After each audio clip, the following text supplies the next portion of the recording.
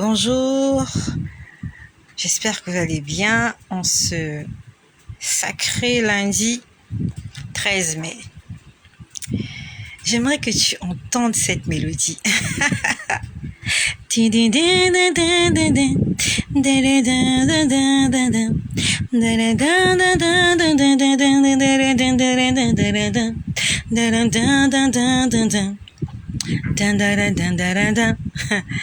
C'est un chant. C'est un chant.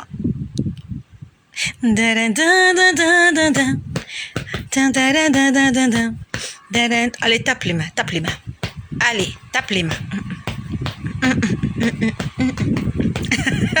Cette mélodie vient de monter dans mon cœur tout de suite.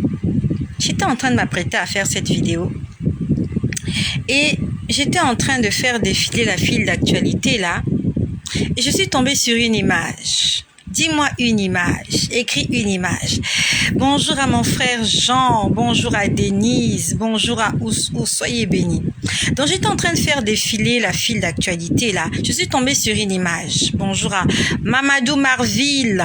Bonjour ma sœur. J'ai vu une image. C'est un dessin. Bonjour Hélène, soyez bénie. Merci beaucoup, que le Seigneur vous bénisse. J'ai vu une image d'une maman assise derrière son ordinateur. Bon, derrière ou devant. Bref, en face de son ordinateur. J'ai vu c'est un dessin. C'est un dessin. Honnêtement, j'ai pas lu les commentaires. Cette maman était en face de son ordinateur, son petit ordinateur portable. Elle était en train de travailler. Sur sa cuisse gauche, elle avait un enfant. C'était une petite fille qui était en train de boire son biberon. Donc l'enfant avait le biberon dans ses mains. La maman était en train de faire quelque chose avec son ordinateur. Et juste derrière là, sur son dos, il y avait un petit garçon qui était appuyé sur son dos et qui avait aussi une tasse en main et ça ressemblait à du lait. Et j'ai vu cette image et j'ai entendu non seulement une parole, mais j'ai entendu une mélodie qui accompagnait cette parole. La parole a dit, tu vas chanter ce chant. Quand j'ai vu l'image, j'ai entendu, tu vas chanter ce chant. Tape les mains. Allez, tape les mains. Il croyait que je n'allais plus rire. Il croyait que je n'allais plus sourire.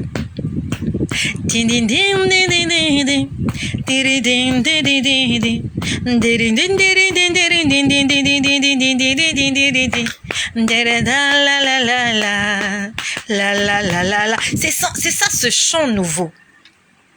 On m'a dit tu chanteras ce chant. Honnêtement, je ne sais pas quel est le rapport entre l'image que j'ai vue et moi. Mais j'ai vu l'image d'une maman en train de travailler. Elle était assise sur un bureau. Elle travaillait sur un ordinateur portable. Sur sa cuisse était assise un enfant. C'était la cuisse gauche. Il y avait une petite fille assise avec un biberon. Elle était en train de boire son biberon. Et derrière, un jeune garçon avec une tasse. Il s'est appuyé sur ta mère et ils étaient tous en train de regarder l'écran. Hey!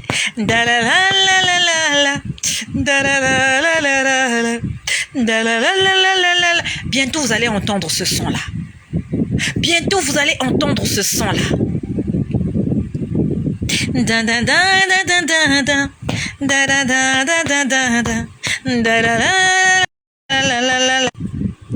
y a des gens qui sont jaloux de nous. Ils veulent couper la connexion. La connexion ne va pas couper. Et même si ça coupe, je vais revenir. Je vais chanter ce chant. Oui, je chanterai ce chant. Ce chant nouveau. Oui, je chanterai ce chant pour la gloire de mon Dieu. Cette image veut tout dire. Ça ne veut rien dire, mais ça veut tout dire. Le Seigneur est en train de me dire, tu vas travailler. Tu ne cesseras pas de travailler. Ton enfant assis sur ta cuisse gauche ne manquera jamais de lait.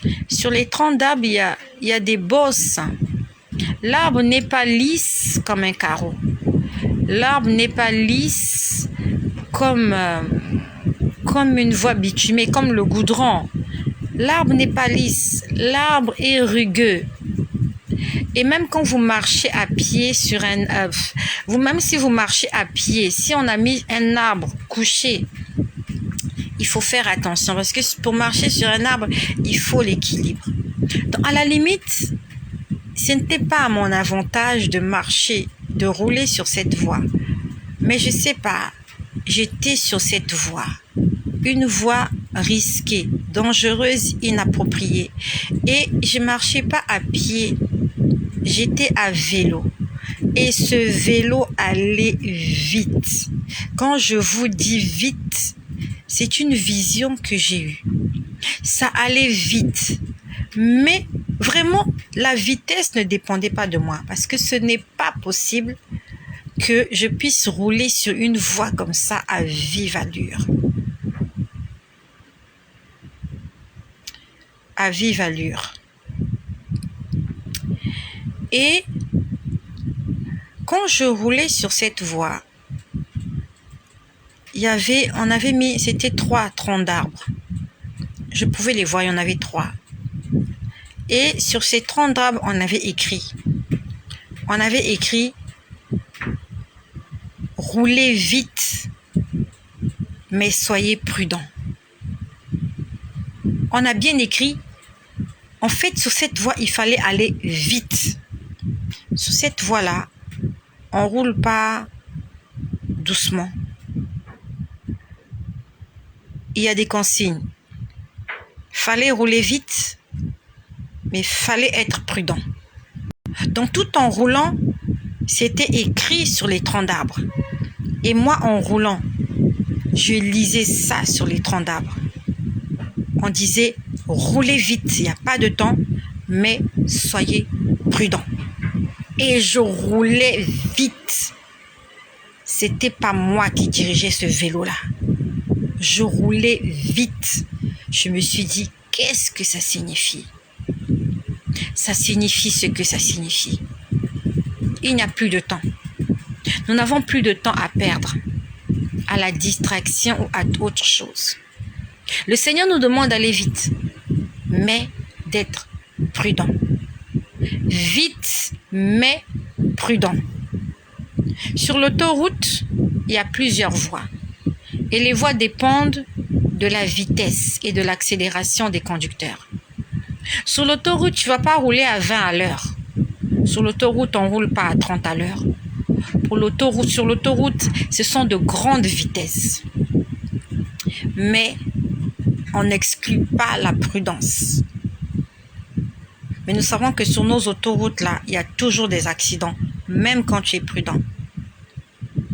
Même quand tu es prudent, c'est quelqu'un qui va venir heurter ton véhicule. Mais là, mon vélo allait très vite. C'est pas moi qui dirigeais le vélo.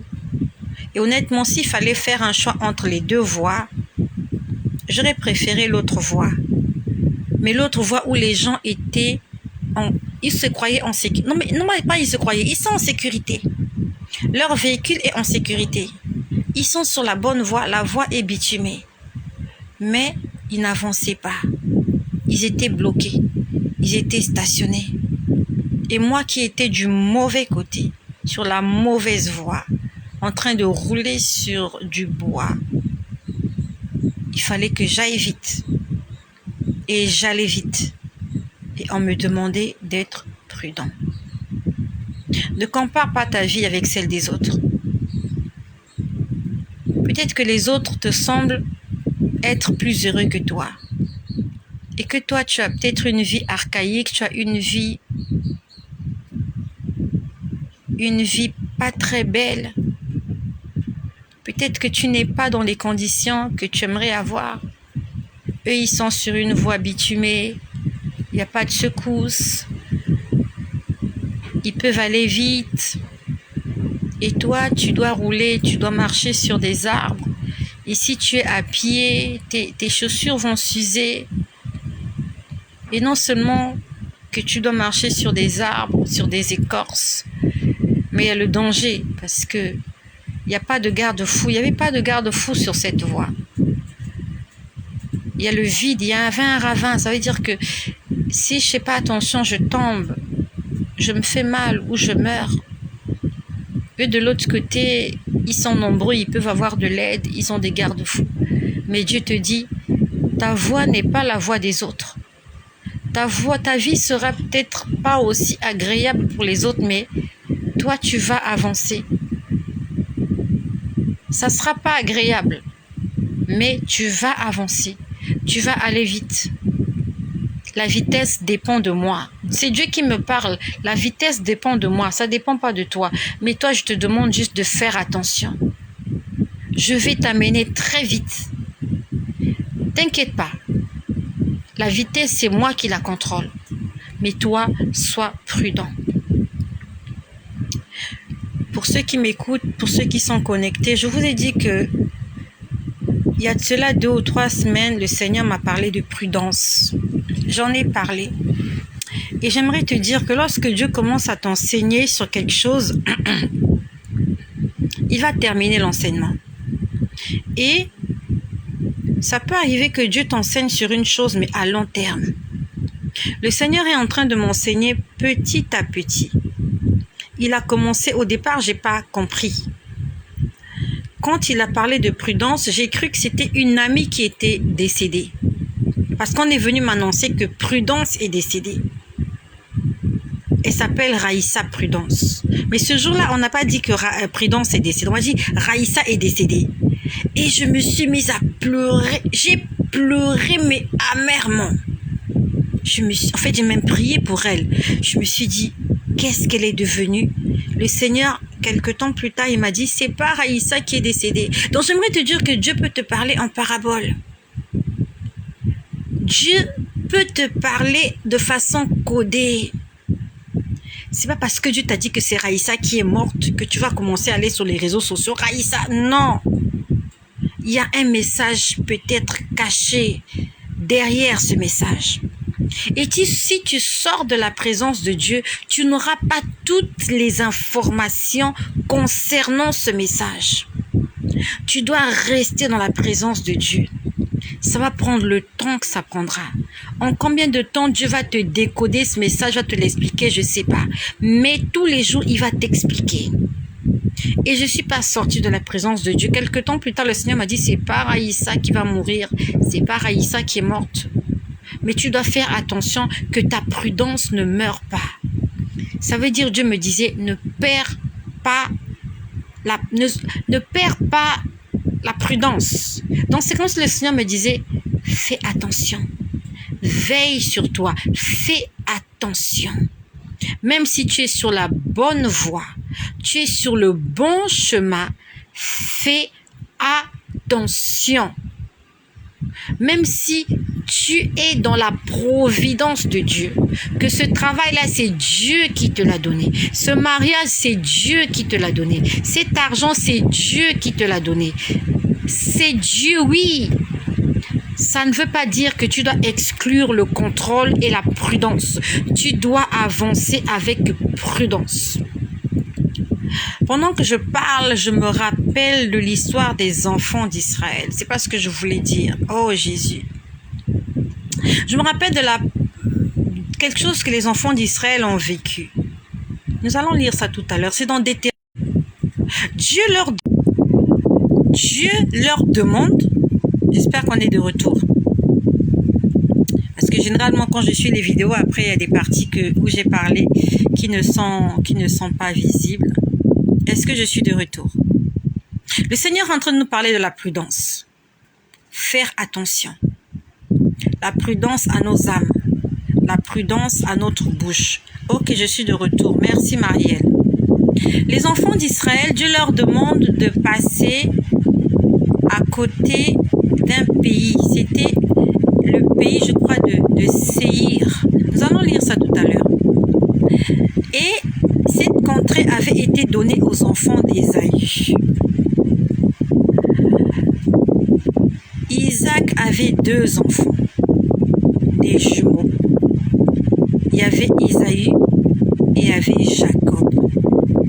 C'est de Jacob que sont sorties les 12 tribus d'Israël.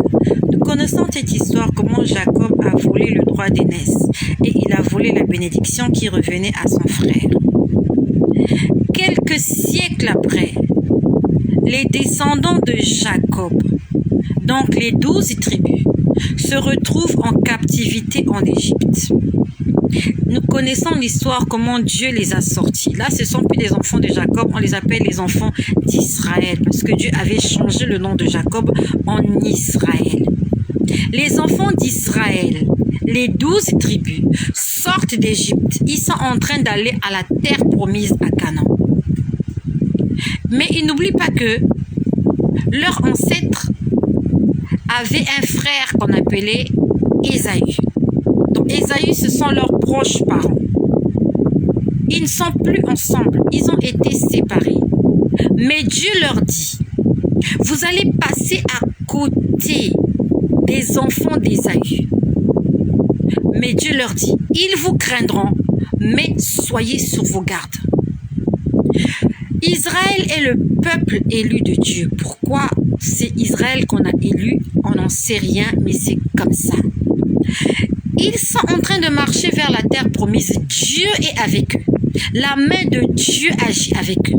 Mais Dieu leur dit, vous allez passer par ce chemin. Ils sont sur le bon chemin. Ils sont sur la providence de Dieu. Ils sont sur la route de la bénédiction. Mais Dieu leur dit, vous allez passer à côté de vos frères, les enfants d'Isaïe. Ces gens-là, ils vont vous craindre. Ils vous craignent parce qu'ils savent que Dieu est avec vous. Mais attention, soyez sur vos gardes. Soyez prudents. Donc, c'est pas parce que Dieu est avec toi que tu dois faire comme tu veux. C'est pas parce que Dieu t'accompagne que tu vas manquer de prudence, que tu ne vas pas faire attention à toi. C'est pas parce que Dieu a mis tes ennemis à tes pieds. C'est pas parce que Dieu a mis des nations à tes pieds. C'est pas parce que Dieu a assujetti des royaumes pour toi que toi, tu dois faire comme tu veux. J'aimerais qu'on puisse lire cela. Le Seigneur est en train de m'attirer sur la prudence. Ça veut dire qu'il y a quelque chose qui va arriver. Il y a quelque chose qui va m'arriver. Quelque chose de grand. Quelque chose de fort. Quelque chose d'inédit. Et le Seigneur veut que je ne perde pas les pédales. Et nous savons que il y a beaucoup de gens qui ont perdu les pédales à cause de la bénédiction. L'argent, le pouvoir, la richesse. On peut penser à Salomon. Salomon a perdu la tête parce qu'il avait beaucoup d'argent, beaucoup de richesse. Dieu l'avait excessivement béni au point où il croyait pouvoir avoir tout ce que son cœur désirait, et c'est ça qui a conduit à sa perte. C'est ça qui a conduit à sa perte. La richesse de Salomon a conduit à sa perte. Le Seigneur est en train de me préparer quelque chose dans l'invisible. Et quand je viens témoigner, c'est pour te fortifier aussi. Le Seigneur me demande de faire attention. Pas lorsque cette chose-là va arriver, mais de commencer à faire attention dès maintenant. Si Salomon avait été prudent, il n'allait pas terminer sa vie comme ça, avec des millions de femmes. Beaucoup d'argent, oui, beaucoup de gloire, oui. Mais son dernier discours était vanité des vanités. Nous allons lire cela. Comment Dieu a demandé aux enfants d'Israël d'être prudents. J'aimerais que tu écrives. C'est dans Deutéronome, je crois, que le Seigneur m'aide. Dans Deutéronome. Le Seigneur nous appelle à la prudence. Je ne sais pas quelles sont les bénédictions que Dieu a mises à ta disposition. Je ne sais pas quelles sont les promesses que Dieu t'a faites. Mais ne perds pas la prudence. Nous sommes dans Deutéronome. Deutéronome. Deutéronome, c'est après Nom. Nous sommes dans l'Ancien Testament.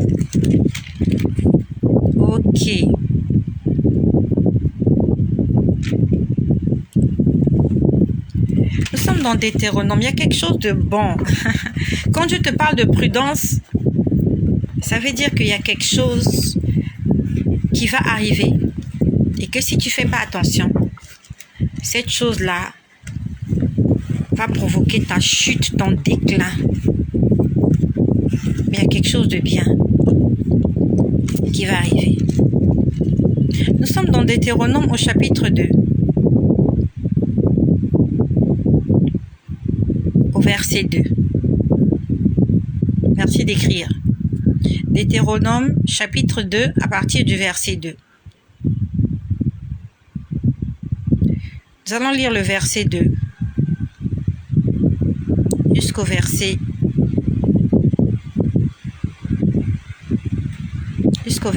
4, je crois. Deutéronome chapitre 2, verset 2 à 4, s'il vous plaît. Ah, Marcel de Leslie, j'ai parlé de toi hier ou avant-hier. Je ne te voyais plus. Je croyais que tu m'avais fui. Merci d'être fidèle.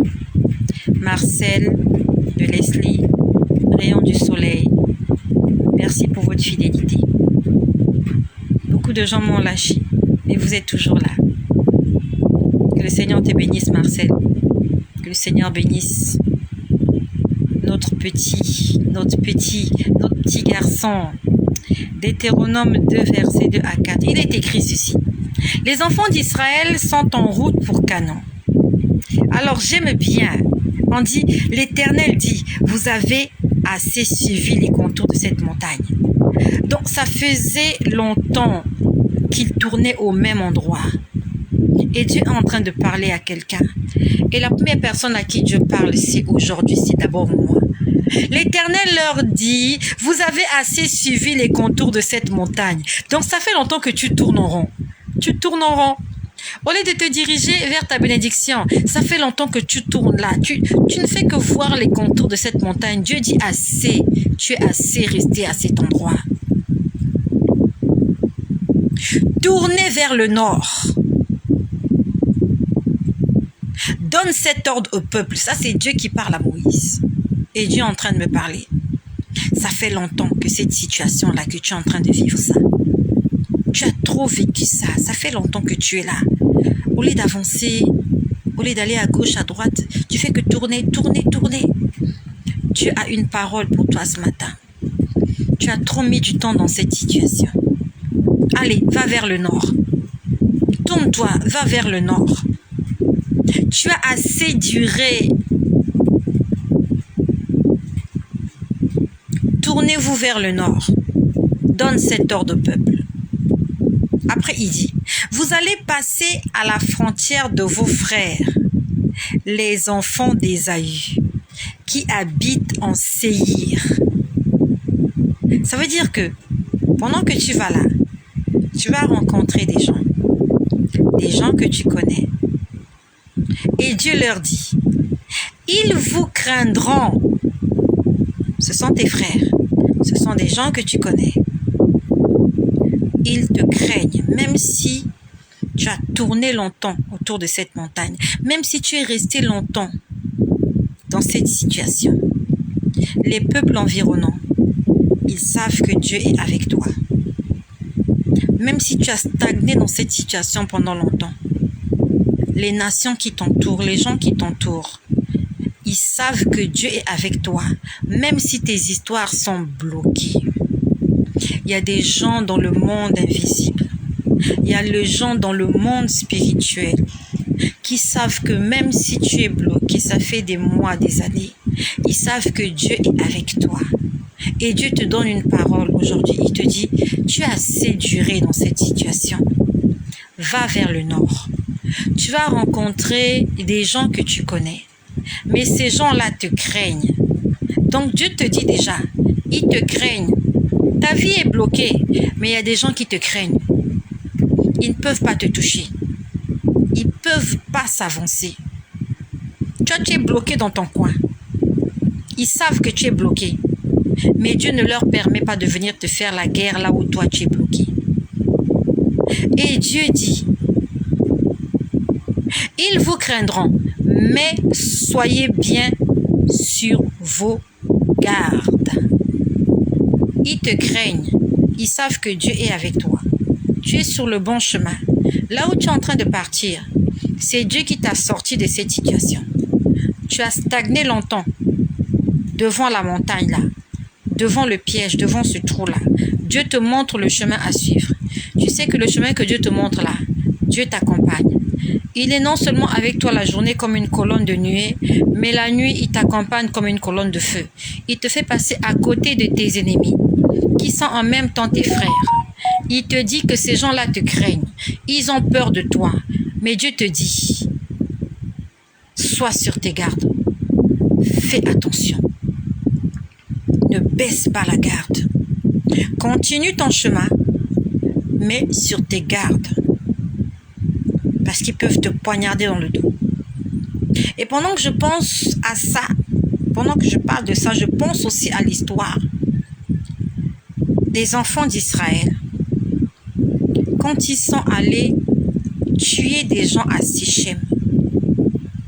Le problème, c'est qu'il y a beaucoup de gens, lorsqu'ils entendent parler de tout ça, ils ne savent pas de quoi je parle. C'est parce que tu n'as pas lu la Bible. Parce que tu ne lis pas la Bible.